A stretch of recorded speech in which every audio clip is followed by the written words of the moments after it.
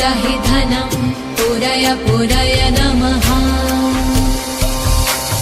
ॐ ह्रीं श्रीं क्लीं श्रीं कुबेराय अष्टलक्ष्मी मम ग्रहि धनं पुरय पुरय नमः।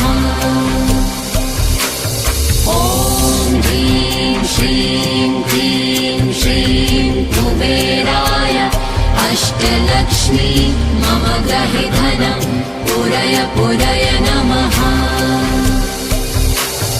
ॐ ह्रीं श्रीं क्लीं श्रीं कुबेराय अष्टलक्ष्मी मम ग्रहि धनं पुरय पुरय नमः।